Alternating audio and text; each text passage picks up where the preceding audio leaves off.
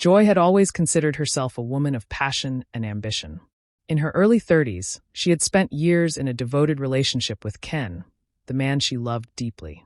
He was everything she had ever hoped for: kind, considerate, and unwaveringly supportive. Though he came from modest means, he worked tirelessly to provide for her, often sacrificing his own needs in the process. Ken believed that love, patience, and hard work were the foundation of a happy life, and he was willing to give everything to build that future with her. Their years together had led to a long-awaited engagement, and as Joy immersed herself in planning their wedding, she knew she should have been content. But deep inside her, a quiet longing had begun to grow, a yearning for something more, something beyond the simple, humble life Ken could offer. Many of her friends lived in a world of extravagance and luxury, a life she had only glimpsed from the outside. They wore designer clothes, flaunted expensive jewelry, carried luxury handbags, and took spontaneous vacations to exotic destinations. For them, indulgence was effortless, a simple matter of swiping a credit card or making a phone call. Every time Joy met with them, she listened to their stories of lavish shopping sprees and opulent dinners, and with each passing moment, the pang of envy within her deepened. She found herself wondering, why couldn't she have the same? As much as she loved Ken, the contrast between her life and that of her friends became unbearable. The more she compared, the more restless she felt. Their modest apartment, his worn-out work shoes, the careful budgeting of their expenses. It all made her feel trapped in an existence far removed from the glamorous world she secretly craved. She still cared for Ken, but embarrassment began to creep into her heart. Could love alone truly be enough? Then, as if fate had sensed her inner turmoil, a new presence entered her life. One evening, while scrolling through social media, she received a friend request from Victor, a man whose reputation preceded him. Wealthy, powerful, and known for his generosity, he was a prominent businessman in the city. Though married, Victor had a well-known habit of showering women with expensive gifts and attention. She had seen him before, but they had never spoken. At first, she hesitated. Accepting his request felt like stepping into dangerous territory. But the temptation was undeniable. With a mixture of curiosity and longing, she convinced herself that a simple online connection was harmless. From the moment she accepted, Victor wasted no time. He lavished her with attention, inviting her to extravagant dinners, sending her breathtaking gifts, and making her feel like the most cherished woman in the world. He was charming and charismatic, effortlessly slipping into the cracks of her desires, offering her a glimpse into the life she had always dreamed of.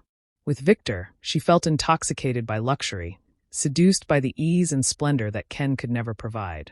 As days turned into weeks, Joy found herself entangled in a dangerous game, one where she juggled her commitment to Ken with the thrilling escapades Victor introduced her to. She told herself that no one would ever find out, that she had it all under control. After all, what was the harm in indulging in a taste of the finer things, just for a little while? But secrets have a way of unraveling, and Joy's world began to tilt when she discovered she was pregnant. The realization sent a shockwave through her, leaving her breathless with fear. This should have been a moment of joy. She and Ken were on the brink of marriage, ready to start a family together. But the weight of uncertainty crushed her. She had no way of knowing who the father was. Was it Ken's? Or was it Victor's? Guilt coiled around her like a vice. The thought of marrying Ken while harboring such a devastating secret was unbearable. If he ever found out, it would shatter him and their future. Yet, if the child was Victor's, the scandal would ruin everything. Panic took hold of her, twisting her thoughts into a desperate knot. With her wedding just days away, Joy made the most painful decision of her life. Overwhelmed by fear and unable to face the consequences, she chose to terminate the pregnancy. She convinced herself it was the only way to protect her future, to safeguard the life she had planned with Ken. But the moment it was over, relief was quickly swallowed by sorrow. A deep, aching emptiness settled within her, one that no amount of justification could erase. She made a silent vow, to start anew, to be faithful, to never allow temptation to lure her astray again. She loved Ken, she reminded herself. She had always loved him. And now, she would dedicate herself fully to their marriage, to the life they had dreamed of building together. And so the day of their wedding arrived.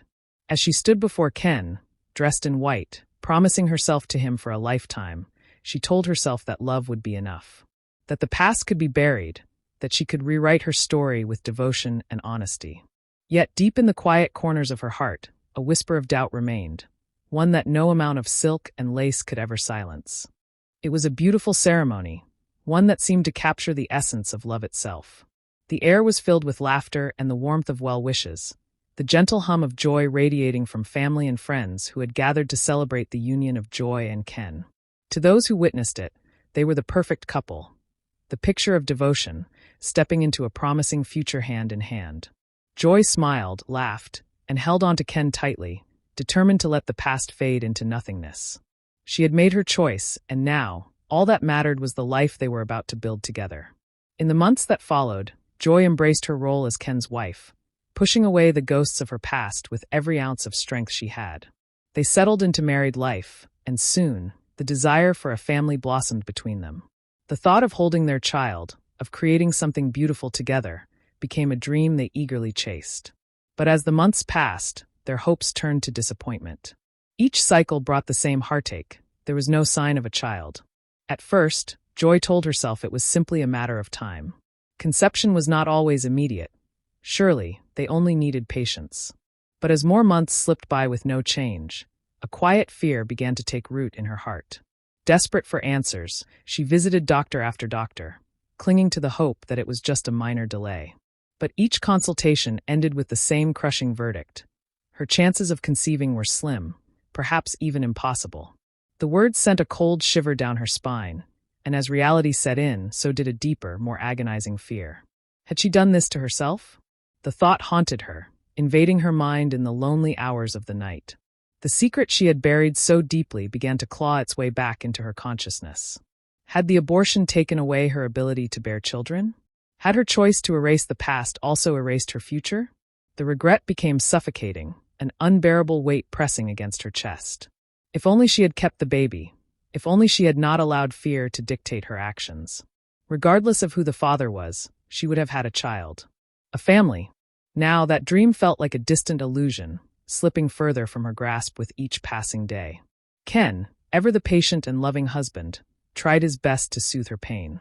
He reassured her, held her close, and spoke of hope.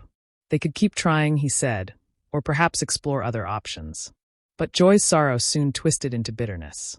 The love that once anchored her now felt like an unbearable reminder of what she had lost. She withdrew from Ken, lost in a whirlwind of guilt and self-loathing, unable to confess the terrible truth that gnawed at her soul. And then everything unraveled. One evening, Ken overheard a conversation.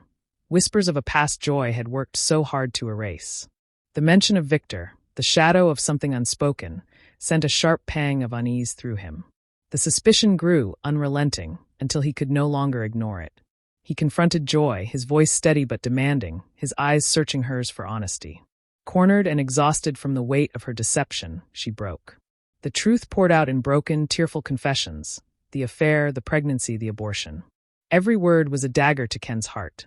The man who had loved her beyond measure, who had sacrificed so much for her happiness, now stood before her shattered. He said nothing at first. His silence was deafening, his expression unreadable. But when he finally spoke, his voice carried a pain so raw that it pierced through her like ice. She begged him to understand, to forgive, to remember the love they had built.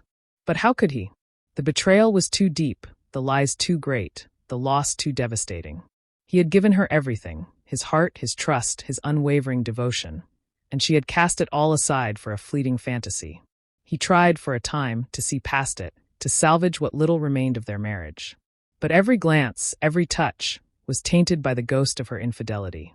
The child they had longed for, the future they had imagined, it had all been destroyed before it could even begin. Ken could not stay. The day he left, the house felt colder, emptier. The door closed behind him, and with it, the last remnants of the life Joy had once taken for granted. She was alone now, left to face the ruin of her own making. The luxury she had once envied, the glamour she had foolishly chased, it all seemed laughably insignificant now. She had lost the one person who had truly loved her, the man who had stood by her when no one else would. And worse still, she had lost the chance at the family she had once dreamed of. Nights stretched into endless, hollow days, filled with nothing but regret. She imagined the life she could have had, the sound of a child's laughter filling their home, the quiet moments of happiness with Ken by her side. But the future she had once held in her hands had crumbled into dust, slipping through her fingers like sand. Now, there was no one left to blame but herself. In chasing a dream that had never truly belonged to her, she had destroyed the only thing that ever mattered. And as she sat in the silence of her empty home, she finally understood. Some mistakes could never be undone,